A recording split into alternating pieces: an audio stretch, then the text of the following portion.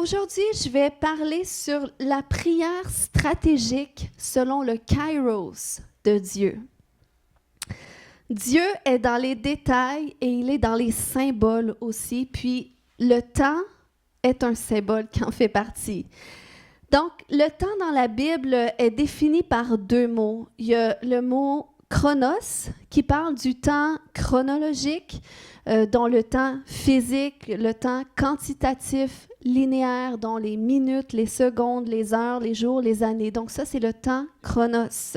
C'est le temps qu'on peut chronométrer et qu'on gère à chaque jour. Ensuite, le temps kairos, ça nous parle du temps qualitatif.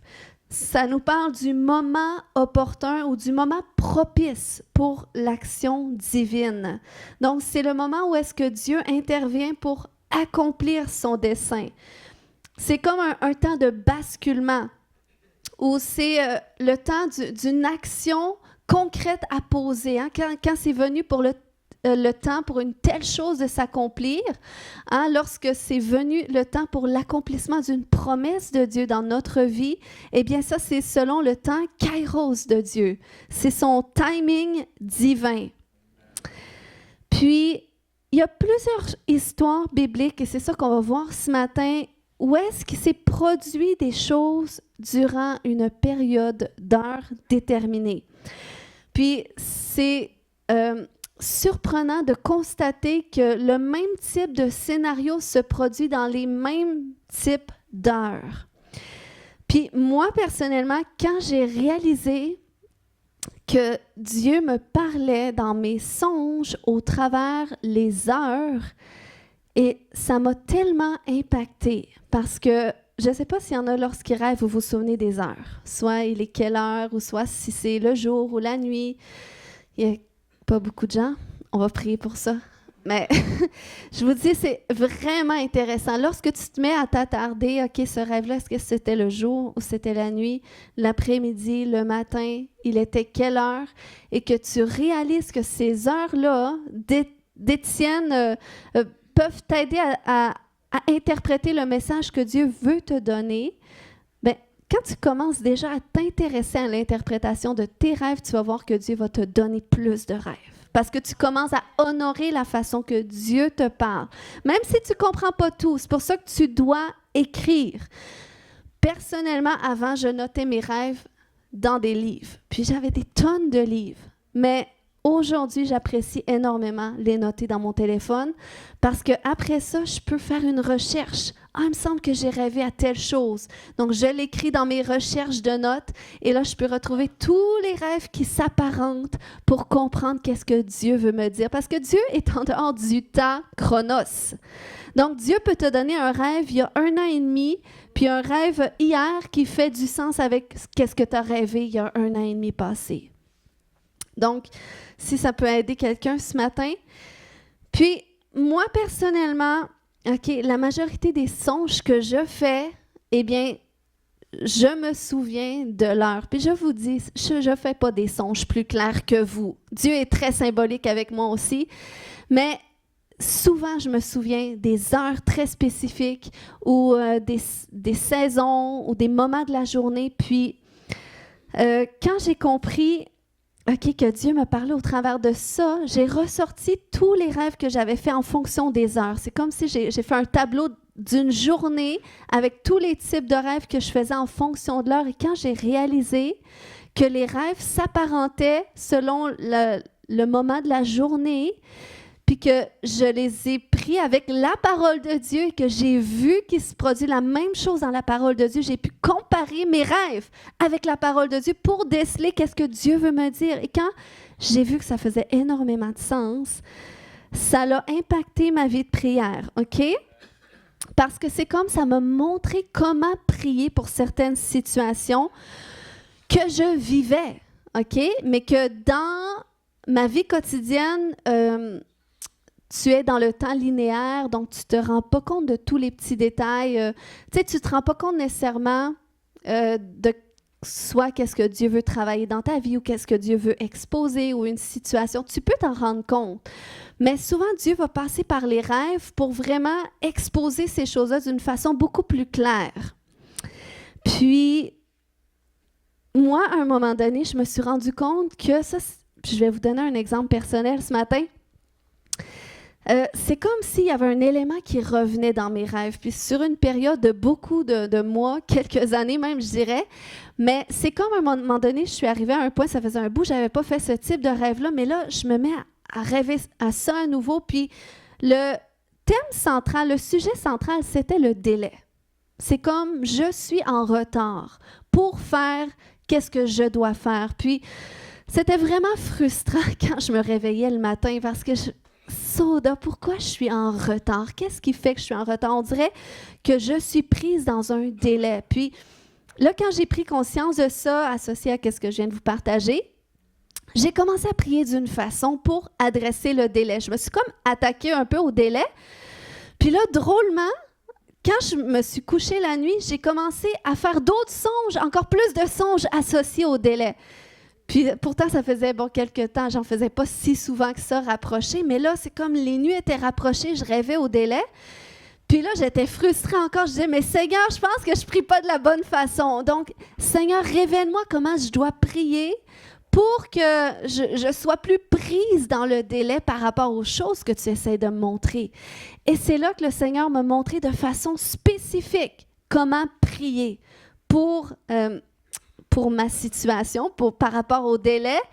Et c'est là que j'ai prié d'une certaine façon et que suite à ça, là, j'ai commencé à faire d'autres rêves où est-ce que là, je voyais la suite que je ne voyais pas avant qui était prise par le délai. Fait que là, j'ai comme compris, OK, Seigneur, c'est bon, je suis sur le bon chemin. Et c'est là, j'ai continué à prier comme ça. Et le Seigneur a mis en lumière éventuellement des choses qui pouvaient renforcer le délai sur ma vie. Donc, vous voyez comment est-ce que Dieu, quand on s'intéresse à comment est-ce que Dieu parle, puis qu'on y va avec un cœur d'enfant, parce qu'on sait par la foi, on ne comprend pas tout, ça semble pas faire de sens. Mais lorsqu'on se confie en lui, qu'on cherche à entendre sa voix, le Seigneur va nous aider à la comprendre parce qu'on est sa brebis. Donc, on entend sa voix. Donc, le Seigneur nous parle d'un langage qu'on peut comprendre. Amen. Donc, je veux t'encourager, quel que soit, je ne sais pas si... Est-ce qu'il y a des gens qui ne rêvent pas ici? OK. Pas souvent? Mais il y a beaucoup de gens qui rêvent à ce que je vois. On va prier pour ceux qui ne rêvent pas. Dieu passe par plusieurs moyens pour parler. Mais c'est vrai que les rêves, c'est un bon moyen. Puis, je veux vous encourager. OK? Si tu rêves la nuit, par exemple, que tu es pourchassé, puis que c'est des rêves qui reviennent tout le temps, mais à un moment donné, c'est parce que Dieu met une situation en lumière. Il met quelque chose en lumière quelque chose par rapport auquel tu essaies de te sauver, tu essaies de fuir quelque chose. Puis, tu ne réussiras pas à vaincre la chose tant que tu ne te retournes pas pour la confronter. Et pour y parvenir, eh bien, le Seigneur veut te donner des stratégies, mais déjà, il faut que tu prennes conscience que, OK, si je fais un rêve qui se répète, c'est parce que Dieu attire mon attention sur quelque chose. Donc, j'ai une action à poser. Puis les actions qu'on pose, souvent, ça commence par la prière. À moins que ce soit vraiment très clair pour toi, tu dis, j'ai rêvé telle chose, je dois faire telle chose le matin. C'est correct aussi. Mais très souvent, Dieu, il communique avec nous d'une certaine façon qu'on puisse nous aligner avec lui par la prière pour nous montrer comment prier pour une certaine situation, puis après ça, poser des actions. Donc, je suis certaine aujourd'hui, OK, peu importe que tu rêves, que tu ne rêves pas, que tu comprennes tes rêves ou non, je suis certaine qu'aujourd'hui, si tu peux saisir le message qui va être partagé pour commencer à prier pour toi et tes bien-aimés d'une façon stratégique, telle que je vais le mentionner, je suis certaine que tu vas voir du fruit. Puis c'est ça qu'on veut en bout de ligne. On veut voir du fruit à notre vie de prière. La prière, c'est quelque chose, c'est un outil puissant que Dieu nous a donné. C'est le moyen de communication avec lui, oui, mais c'est un moyen aussi pour amener qu'est-ce qui est au ciel sur la terre, pour voir la main de Dieu à l'œuvre dans notre vie. Combien de nous, on a vu des changements de nos circonstances au moyen de la prière? Amen. Donc, Dieu agit puissamment au travers de la prière et nous, on doit apprendre à prier. On doit savoir manier cette arme que Dieu nous a donnée. Donc, le temps biblique, OK? Une journée dans la Bible, c'est divisé en 4 veilles. Donc, il y a 8 veilles qui sont mentionnées dans la Bible, dont 4 le jour et 4 la nuit. Et chacune de ces veilles couvre des heures précises. Puis, qu'est-ce qui est intéressant à voir, c'est que chaque veille dans la Bible correspond à une intervention particulière de la part de Dieu. Donc, c'est comme s'il y a des anges de Dieu qui sont mandatés en fonction des différentes veilles du jour pour accomplir certaines choses de la part de Dieu. Donc, la première veille, qui est de 6 heures le matin à 9 heures le matin, OK, ça c'est la première veille du jour, ou la première veille de la nuit, c'est 18 heures à 21 heures. Et on va voir ce matin que cette veille-là, elle est associée à la bénédiction ou à l'action du Saint-Esprit par la guérison, la délivrance ou la percée spirituelle. C'est pour ça que je vous dis ce matin, sinon écoutez juste, vous réécouterez pour les notes. La deuxième veille, qui est de 9h à midi le matin, la deuxième veille du jour, ou la deuxième veille de la nuit, c'est de 21h à minuit. Et ça, c'est associé à la plénitude du Saint-Esprit, ou la nuit, c'est associé au temps de préparation des plans de l'ennemi. Ensuite, la troisième veille, qui est de midi à 15h, ou de minuit à 3h, ça, pour la nuit, c'est le moment des attaques et des pièges du diable. C'est une prière stratégique que je partage ce matin. La quatrième veille du jour, c'est de...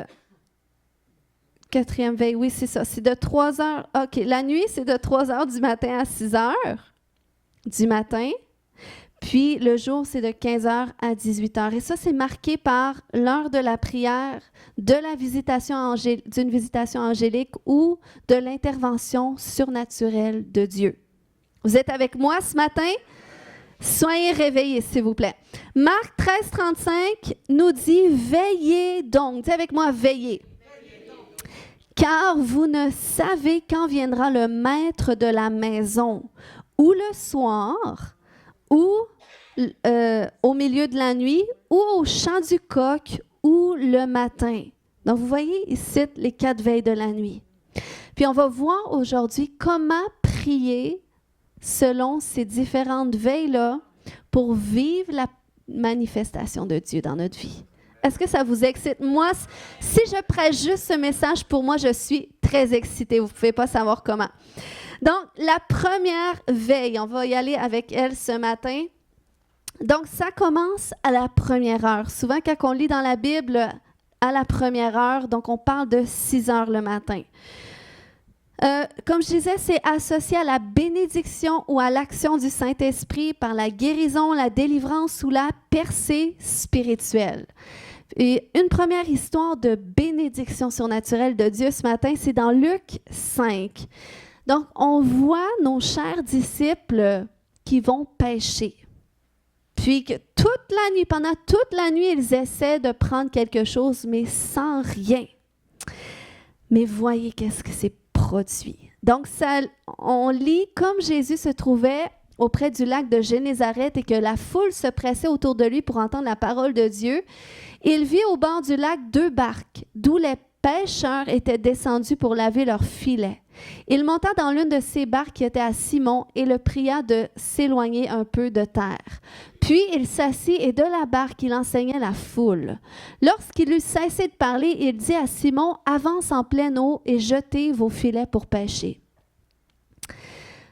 Donc tu peux y aller. Ensuite, Simon lui répondit, « Maître, nous avons travaillé toute la nuit sans rien prendre, mais sur ta parole, je jetterai le filet. » L'ayant jeté, ils prirent une grande quantité de poissons et leur filet se rompait.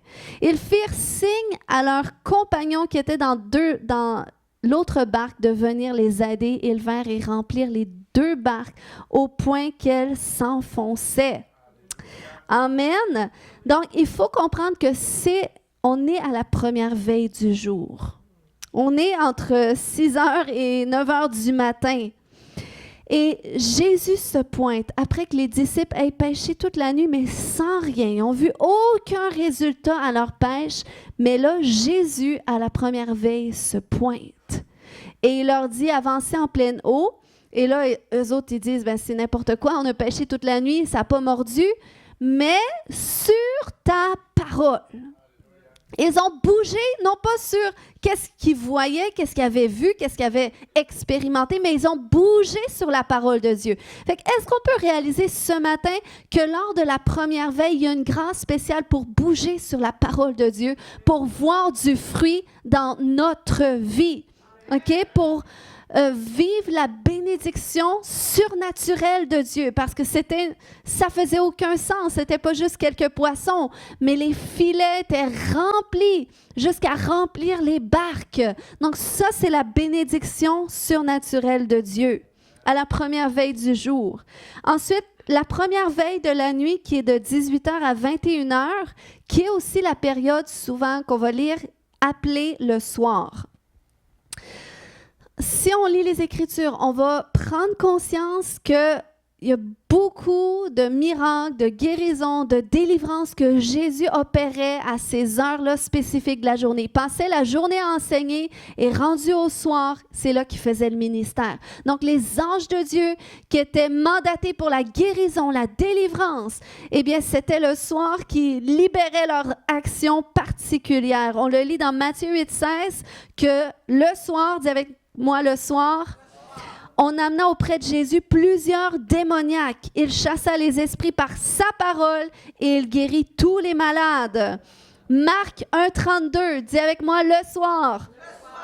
Après le coucher du soleil, on lui amena tous les malades et les démoniaques.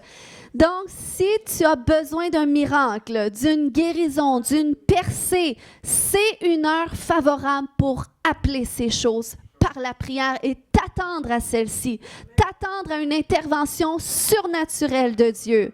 Amen.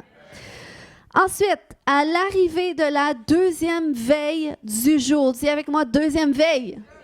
Je vais vous garder réveillés ce matin. Ça, souvent, c'est appelé la troisième heure. 9 heures le matin, c'est la troisième heure. Et ça, pourquoi c'est associé à la plénitude du Saint-Esprit? Parce que lorsque les 120 étaient réunis dans la chambre haute, c'est à cette heure-là que le Saint-Esprit est descendu et qu'il les a baptisés et qu'ils ont été transformés à tout jamais. C'est à partir de ce moment-là que Christ a pris forme en eux et qu'ils ont pu commencer à être le message de Dieu par lequel le Seigneur confirmait la parole qui était prêchée par les miracles qui l'accompagnaient. Donc ça, c'est à la deuxième veille du jour.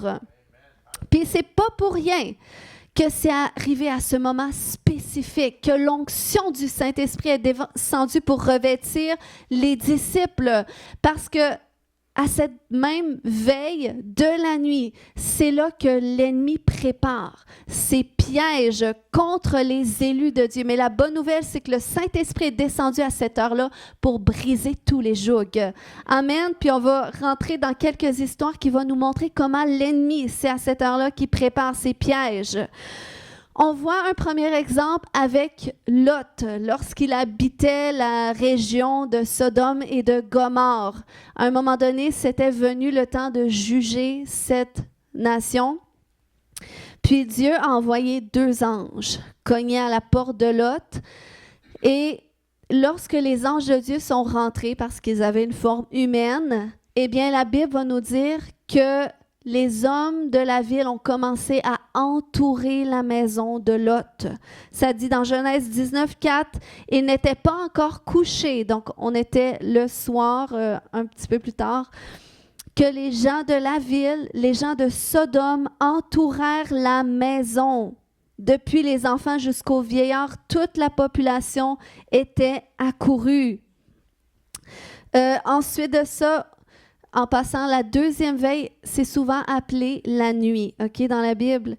On voit une autre histoire où est-ce que c'est Samson qui est arrivé à Gaza et que les gens, encore une fois, ont cherché à entourer la ville durant ce moment, durant cette deuxième veille du jour, pour tuer Samson. Donc, on le lit dans Juge 16:2, qu'on dit aux gens de Gaza, Samson est arrivé ici. Et ils l'environnèrent et se tinrent en embuscade toute la nuit, OK, à la porte de la ville. Ils restèrent tranquilles toute la nuit, disant, au point du jour, nous le tuerons. J'aimerais faire une pause ici pour que tu réalises qu'il y a des luttes que tu vis en plein jour qui sont le fruit de plans que l'ennemi a préparés la nuit à ton insu. Il y a des pièges que l'ennemi essaie de mettre sur pied. Il y a des blocages, des limitations, des murs qu'il essaie de construire pour t'empêcher d'entrer dans ta destinée, pour t'empêcher d'aller là où est-ce que Dieu veut t'amener. La nuit, OK? Puis, après ça, je vais revenir à cette histoire-là, mais après ça, c'est à minuit, OK? Là, on rentre dans la troisième veille au milieu de la nuit. Eh bien, c'est là que parfois l'ennemi va frapper encore plus fort, OK? Pour ébranler ta foi, comme il l'a fait avec Pierre. On se souvient, Jésus avait dit... Dans Matthieu 26, 34, je te le dis en vérité, cette nuit même, dis avec moi nuit, avant que le coq chante, ça veut dire avant la quatrième veille, tu me renieras 3 fois. Donc vous voyez le tentateur, c'est dans ces heures-là qu'il est en opération. Puis, c'est l'heure où est-ce que ces œuvres se renforcent à la troisième veille, de minuit à 3 heures, qui est souvent appelée minuit ou au milieu de la nuit. Donc, on lit dans Job 34, 20, « Soudain, la mort est là, au milieu de la nuit. » Où on voit une autre histoire avec Salomon, quand il avait rentré dans son règne, et là, que 2 mamans qui avaient eu un bébé, puis là, c'est au milieu de la nuit, OK? C'est la nuit qu'un bébé, un des 2 bébés qui est mort, et c'est au milieu de la nuit qu'il y a une dame qui a essayé de voler le bébé de l'autre. Donc, on lit dans 1 Roi 3:20, « Elle s'est levée au milieu de la nuit, elle a pris mon fils à mes côtés tandis que ta servante dormait. » Donc, vous voyez comment est-ce que l'ennemi essaie de frapper à cette veille. Puis, il faut comprendre que si on en vit du fruit, dans le sens que si au point du jour, on est ébranlé, qu'on est attaqué, qu'on vit des luttes, eh bien, c'est peut-être un appel pour nous de nous positionner à ces heures de la nuit pour intercéder. Est-ce que des gens qui se lèvent la nuit pour prier des fois? Amen. Amen. Parce qu'il faut être stratégique. Comme Samson l'a été, parce que vous vous souvenez, c'est la nuit, à la deuxième veille qu'on a entouré, on a encerclé la ville pendant que Samson dormait et les hommes se sont dit au point du jour, à la première veille du jour, nous allons en finir avec lui. Mais voyez qu'est-ce que Samson a fait dans Juge 16:3. Ça nous dit que Samson demeura couché, pas jusqu'au matin, mais jusqu'à minuit. Et vers minuit, il se leva. Et c'est là qu'il est sorti de la ville. Donc, vous voyez, on doit être stratégique. Si c'est à 7 heures que l'ennemi renforce son pouvoir sur notre vie, c'est que c'est à 7 heures que nous aussi, on doit se lever pour le briser. C'est à la deuxième veille de la nuit que Dieu avait révélé à Gédéon qu'il lui donnerait la victoire sur le camp de Madian. Il avait dit à la deuxième veille de la nuit, va voir dans le camp et va écouter. Et là, ça donnait que quelqu'un avait fait un songe qui révélait qu'Israël allait les vaincre. Puis, c'est suite à ça, c'est à la troisième veille de la nuit qu'on lit dans Juge 7, 19, que Gédéon et les 100 hommes qui étaient avec lui arrivèrent aux abords du camp au commencement de la veille du milieu. Comme on venait de placer les gardes, et ils sonnèrent de la trompette et brisèrent les cruches qu'ils avaient à la main. Et ils ont mené le combat et ils ont remporté la victoire au commencement de la veille du milieu, au commencement de cette troisième veille. Ensuite de ça, c'est à la première et à la deuxième veille de la nuit que le peuple d'Israël s'est préparé pour le jugement qui allait frapper, le dernier fléau que Dieu allait envoyer contre les Égyptiens. Ils se sont préparés à la première et à la deuxième veille, et c'est à la troisième veille que Dieu a frappé de jugement. Exode 11:4 nous dit, Moïse dit, « Ainsi par l'Éternel, vers le milieu de la nuit, je passerai au travers de l'Égypte et tous les premiers-nés mourront dans le pays. » OK? Donc, c'est durant cette même nuit. Il faut comprendre que l'ennemi va chercher à frapper, va chercher à forger ses plans destructeurs, ses pièges contre toi à cette heure-là. Mais si toi, tu peux te lever, tu vas comprendre que Dieu aussi a prévu frapper de jugement tes ennemis à cette même heure-là. OK? Parce que si on lit même encore une fois cette histoire de Paul et Silas, qu'ils se sont fait rouer de coups, ils étaient emprisonnés à la deuxième veille et rendus à la troisième veille. Qu'est-ce qu'ils ont fait? Est-ce qu'ils ont dit c'est le temps de dormir? Non. Ils ont commencé à élever des louanges à Dieu. Puis regardez, Actes 16, 25, vers le milieu de la nuit. Il n'y a aucun détail qui n'échappe à Dieu. Vers le milieu de la nuit, Paul et Silas priaient et chantaient des louanges de Dieu. Et c'est là que toutes les portes des prisonniers se sont ouvertes, que les chaînes ont été brisées. Donc, il faut comprendre qu'au milieu de la nuit, on adresse nos combats spirituels avec la parole de Dieu, mais aussi avec les louanges de Dieu qui sont notre arme. Amen. David a dit dans Psaume 119, 62, « Au milieu de la nuit », dis avec moi, « Au milieu de la nuit », je me lève pour te louer à cause des jugements de ta justice. Amen. Ensuite, de la même façon que c'est à la 9e heure du jour, qui est 15 heures, à l'entrée de la 4e veille du jour, que le voile qui séparait le lieu saint du lieu très saint dans le temple s'est déchiré, eh bien, c'est à cette même veille de la nuit que nous pouvons nous attendre à une intervention particulière de la part de Dieu, parce que nous avons accès à lui. Amen. Donc, c'est pour ça que la 4e veille du jour, elle est marquée par l'heure de la prière, la visitation angélique et l'intervention surnaturelle de Dieu. Et la 4e veille de la nuit aussi.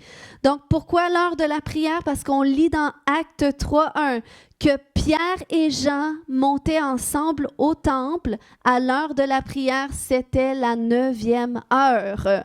Donc, c'est l'heure de la prière à cette heure-là. Puis on voit à la 4e veille de la nuit, OK, qu'à cette heure-là, les disciples, à un moment donné, ils étaient sur le large, ils étaient sur l'eau. Et il y a une tempête qui s'est levée.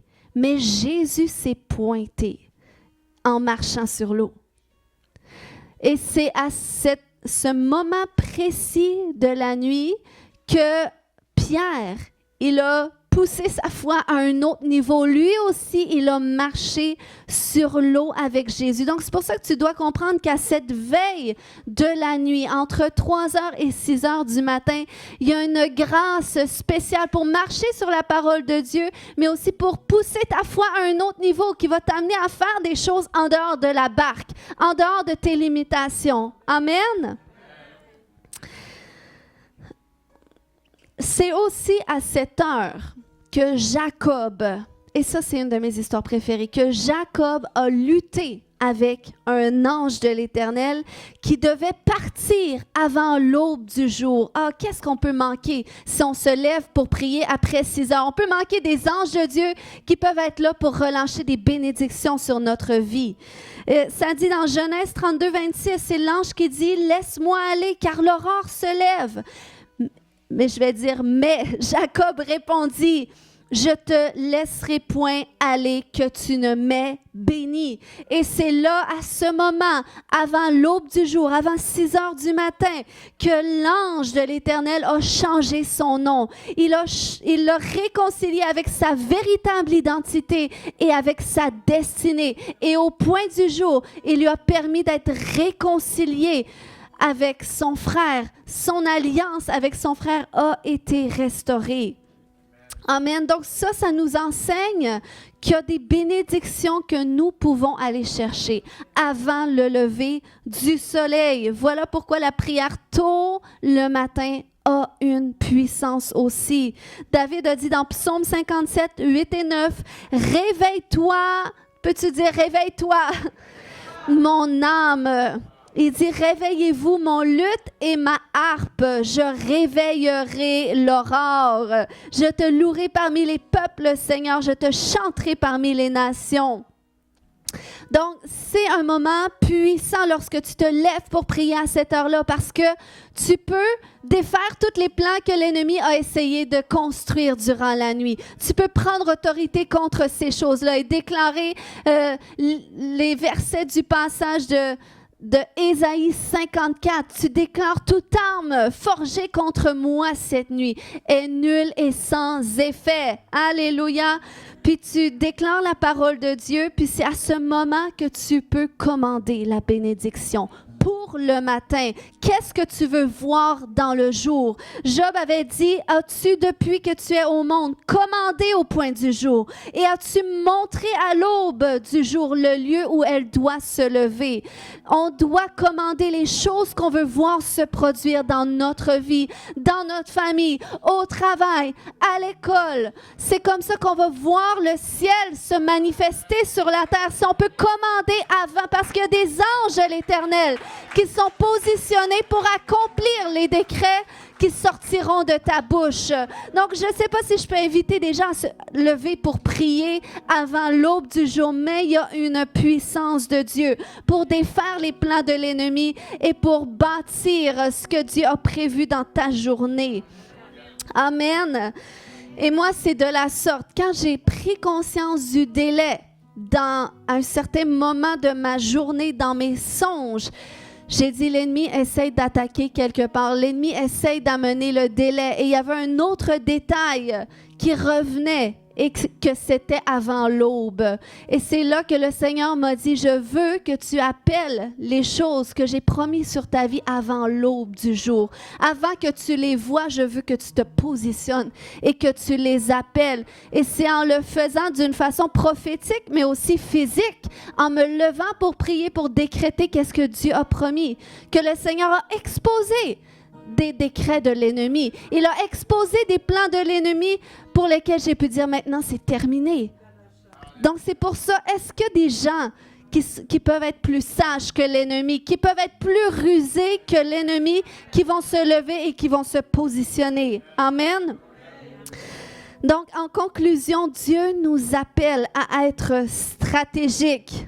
Et c'est pour ça qu'il a dit veillez. Peux-tu dire à ton voisin veille? Veiller, dans le grec, nous parle d'être sans sommeil, d'être éveillé, d'être attentif, d'être prêt. Et pour être prêt, eh bien, c'est que tu dois te préparer. Et tu dois te préparer avant que les prochaines veilles arrivent. OK? Si on revient à l'histoire du début, de la pêche miraculeuse, vous savez, Jésus ne s'est pas pointé après une nuit où est-ce que les disciples avaient très bien dormi dans leur lit douillet. Non, Jésus s'est pointé après que les disciples aient passé la nuit à veiller, à essayer de pêcher. Et il le faisait avec acharnement, avec persévérance. Ils ne voyaient pas de fruits, mais ils étaient éveillés et ils veillaient. Et Jésus l'a vu. Et Jésus qui a vu, il s'est pointé. Donc, c'est pour ça que même si tu vis des luttes, je t'invite à te lever la nuit. Si tu es dans des combats spirituels, c'est que tu dois aller chercher des clés pour ta délivrance la nuit. Amen. Tu dois briser les plans de l'ennemi qui se concoctent contre toi la nuit. Et peut-être tu ne verras pas de résultat la nuit, mais c'est au point du jour tu vas voir les miracles de Dieu s'opérer dans ta vie. Amen. Alléluia. Donc, des recommandations maintenant qui sont pratiques, OK? pour se lever, pour prier. Ça ne se fait pas par hasard. C'est normal que notre corps veut dormir. OK? C'est humain. D'accord? Mais c'est pour ça qu'on doit se préparer. Tu ne dois pas dire, ben si ça donne que je me lève, je vais prier. Non. L'ennemi va faire en sorte que ça soit ta meilleure nuit puis que ça ne te tente pas du tout. OK? Tu dois te préparer mentalement et physiquement. Tu dois te coucher plus tôt si tu dois te lever. Plus tôt ou si tu dois te lever la nuit. Mets un réveil. Mets 1 heure de réveil. Et si tu es dans des combats, dans des luttes, réveille-toi avant minuit pour qu'à minuit, tu sois en train de louer Dieu. Pour qu'à minuit, tu sois comme Samson puis tu te sois levé. Puis que tu sois comme David, puis que tu élèves des louanges à Dieu, ou comme Paul et Silas. Et attends-toi à l'intervention divine de Dieu. Puis je veux t'inviter à demander au Saint-Esprit, qu'est-ce qu'il t'appelle à faire? Comment est-ce qu'il t'appelle à prier en fonction de ce que tu veux? Ce n'est pas moi qui va te dire quoi faire aujourd'hui, mais je te mets au défi de voir avec le Saint-Esprit qu'est-ce que lui te met à cœur comme stratégie pour que tu vives la main de Dieu dans ta vie. Il y a des combats qu'il y en a qui vivent, ça fait trop longtemps que ça dure, mais il faut que tu te positionnes. Il n'y a personne qui va le régler pour toi, mais c'est Dieu avec toi. Amen? Donc, privilégie la prière entre 3 et 6 heures pour que tu vois la délivrance ou la bénédiction de Dieu dans ta vie. Si on revient, à lorsque Pierre a renié Jésus au milieu de la nuit, on se souvient, après le souper, le soir venu, à la première, deuxième veille du soir, Jésus, à un moment donné, dit à ses disciples, il était dans le jardin de Gethsémane et il dit à ses disciples, veillez avec moi. Puis il leur a recommandé, il a dit, veillez, priez, parce que même si l'esprit est bien disposé, la chair est faible. Donc, veillez pour ne pas tomber dans la tentation. Mais qu'est-ce qu'ils ont fait? C'est qu'ils se sont assoupis. Donc, parce qu'ils se sont assoupis et qu'ils ne veillaient pas, Pierre n'a pas vu venir la tentation, même si Jésus l'avait averti. Comment des fois les gens vont nous avertir, prends pas ce chemin-là, fais pas cette alliance-là, prends pas cette décision-là. Mais parce qu'on ne veille pas, on tombe.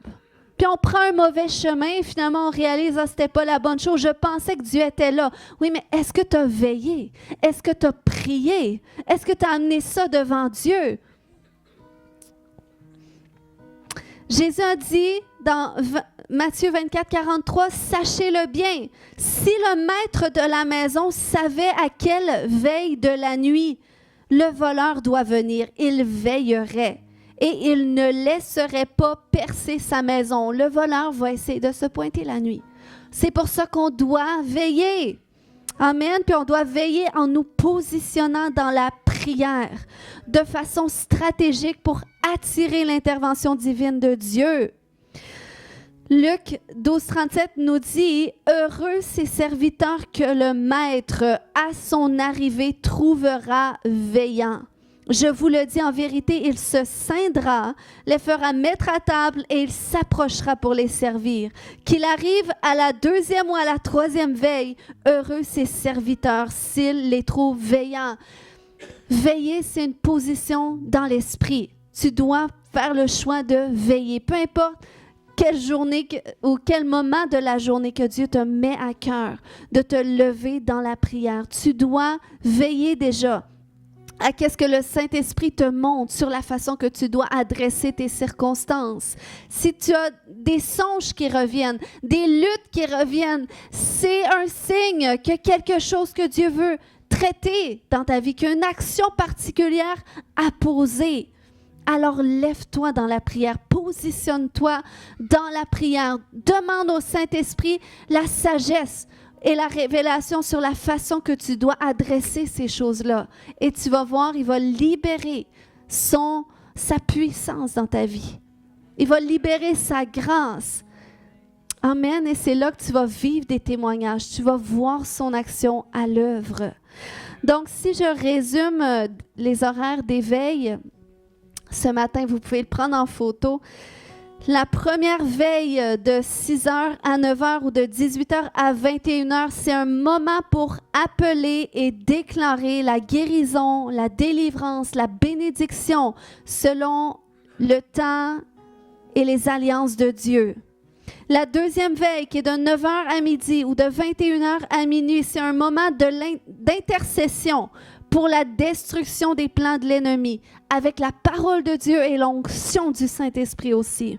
La troisième veille, midi à 15h ou minuit à 3h, c'est le moment des prières de combat spirituel pour le jugement de tes ennemis et c'est un temps de louange pour les percées spirituelles. Et finalement, la quatrième veille, de 15h à 18h ou de 3h à 6h le matin, c'est le temps de l'alignement avec ton identité, ton appel divin. C'est le temps de l'alignement avec la saison dans laquelle Dieu a prévu te positionner pour vivre sa volonté dans ta vie, ses bénédictions qu'il a pour toi, ses promesses qu'il a pour ta vie. Amen. C'est un temps où est-ce que tu peux recevoir sa grâce, sa faveur, son intervention divine dans ta vie.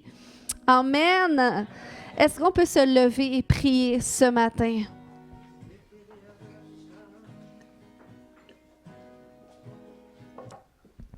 Alléluia. Kaya shore kemata. Kaya shoto. Est-ce qu'il y a des gens qui n'ont jamais tout donné leur vie à Jésus? Ou qui disent, ben moi j'aimerais ça faire une prière, je ne suis pas certain que je suis sauvé. Peu importe d'où est-ce que tu arrives, peu importe qu'est-ce que tu as vécu dans le passé, si tu aimerais, tu sens que tu as besoin de renouer ton alliance avec le Seigneur, tu peux simplement répéter une prière pour lui dire, je veux te donner ma vie. Puis si tu as déjà fait cette prière-là une fois, tu es convaincu que tu es sauvé, parce que si tu l'as fait une fois, c'est suffisant. Okay? C'est la foi qui sauve à cause de ce que Jésus a fait. Mais s'il y a des gens qui aimeraient faire cette prière-là, sinon ce matin, vous pouvez lever la main, puis je vais prier avec vous là où est-ce que vous êtes. Merci Jésus. Kaya shore kemata. Koya shokemata rekemata. Alléluia. Alléluia. Merci Jésus. Merci que tout le monde est sauvé, Seigneur Dieu. Merci Père.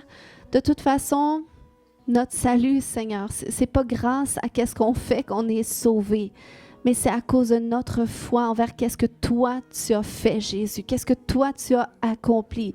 Et je te remercie que ce salut c'est acquis pour chaque personne par ta grâce, Seigneur Dieu. Par ta grâce, Seigneur, même si oui, tu nous recommandes toutefois de travailler à notre salut, parce qu'on peut vivre plus avec toi. Et tu as plus pour chacun d'entre nous.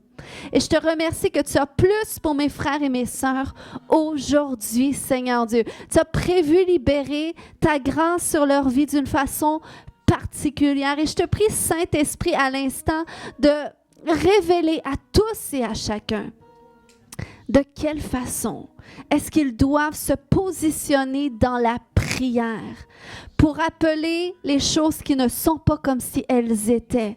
De quelle façon est-ce que tu veux qu'ils adressent leurs circonstances?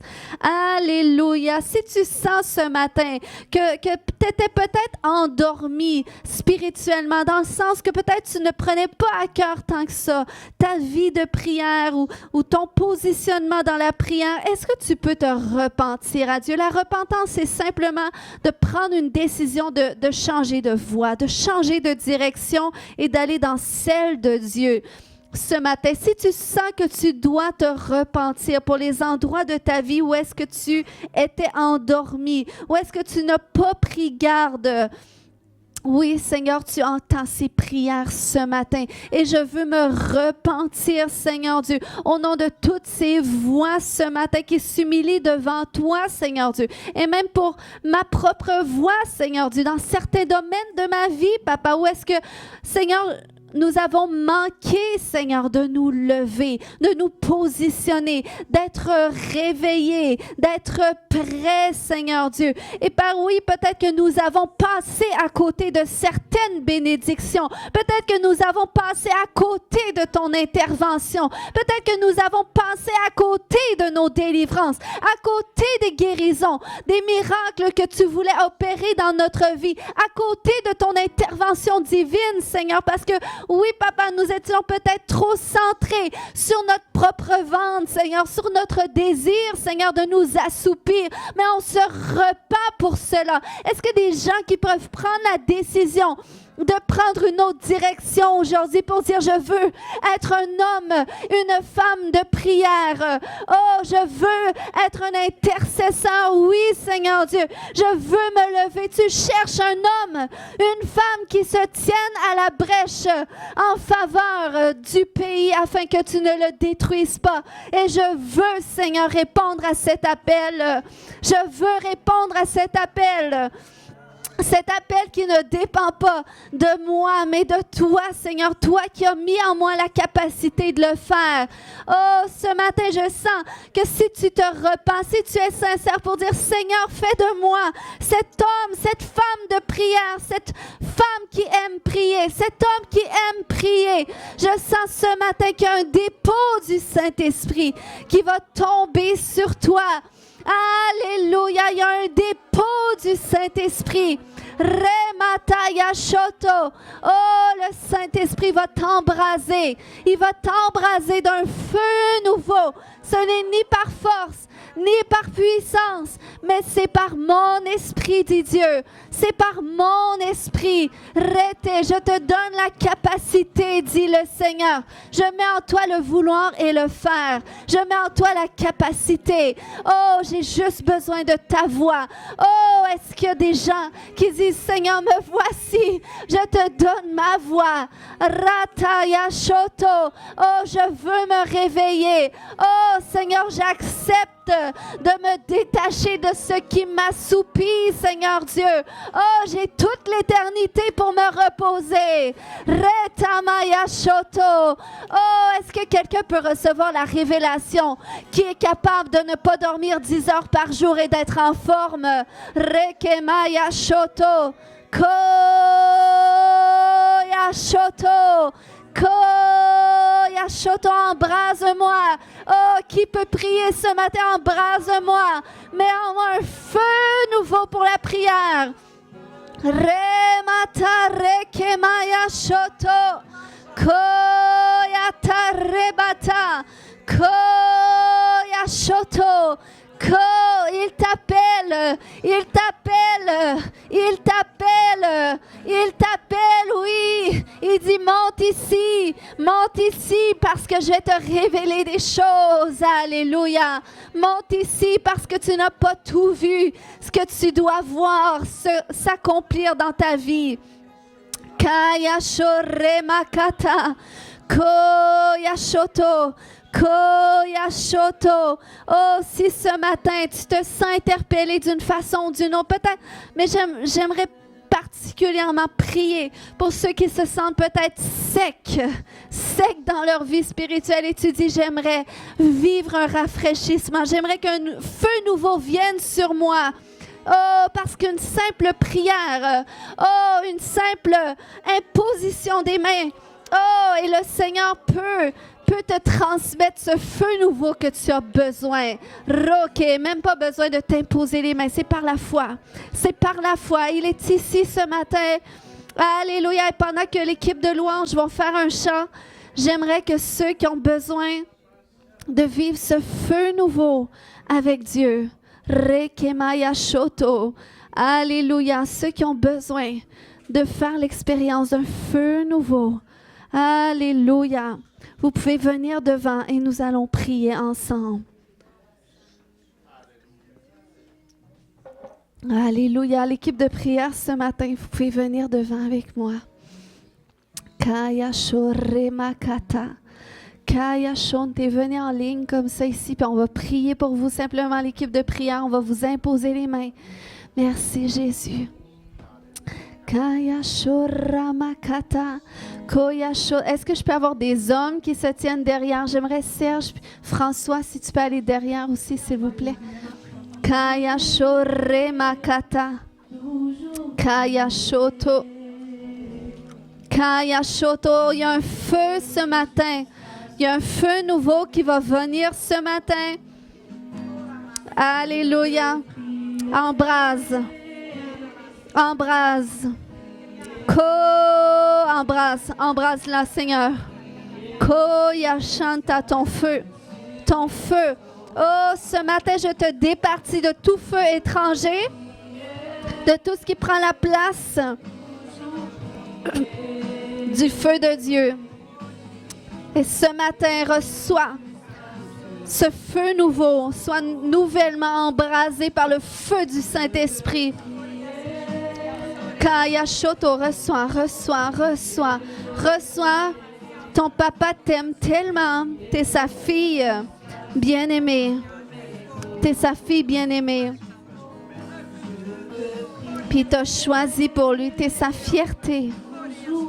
Kayashonte. Il t'a appelé à être une femme de prière. Une intercesseuse. Pas juste une femme de prière, mais une pionnière qui ouvre les sentiers aussi. Qui ouvre les sentiers qui sont fermés. Et il y a des sentiers qui sont fermés dans ta famille. Mais le Seigneur, par tes prières et par les actes qu'il va t'inspirer à poser, tu vas ouvrir ces sentiers. Oh Seigneur, merci Père pour ta parole que tu mets dans sa bouche, Seigneur Dieu. Oui, Papa. Oh, tu lui donnes ta sagesse divine, ton conseil divin, Seigneur Dieu. Alléluia. Re mata yashoto. Ko yashote mata tata yashote. Oh, alléluia. Je fais taire les mensonges de l'ennemi qui essaye tout le temps de te faire centrer sur toi-même, centrer sur ce qui ne va pas avec toi-même. Et c'est des mensonges, le Seigneur dit. Parce qu'il t'a choisi, il t'a positionné et c'est lui-même qui t'a équipé. Alors va avec qu'est-ce que tu as. Tu es digne. Tu es digne de parler en son nom. Oh, alléluia. Alléluia. Re makata. Je libère sa voix ce matin qui est bloquée au nom de Jésus. Merci Jésus. Oh, alléluia. Je libère le shalom de Dieu sur ta vie. Oh, alléluia. C'est pas une question de toi, c'est une question de Jésus. Qui est Jésus? Alléluia. Merci Seigneur. Papa. Oh, si ce matin tu veux recevoir de la prière, viens ce matin vivre une touche de ton papa. Il a plus pour toi. Il veut déverser ce matin. Il veut impacter ta vie. Rekema. Koyasha. Oui Seigneur, un feu. Un feu. Un feu. Oh, embrase-nous. Embrase-nous. Embrase-nous. Reke mama mama mama mayate. Corre baba. Que le feu de l'intercession ce matin tombe sur nous. Re baba baba. Oh.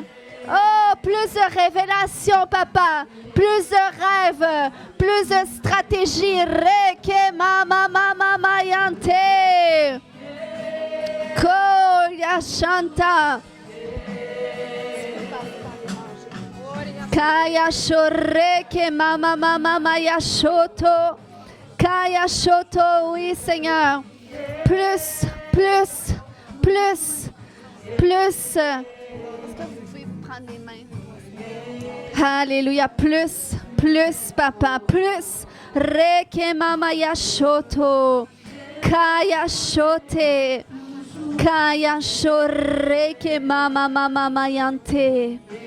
Ko pleinement unis.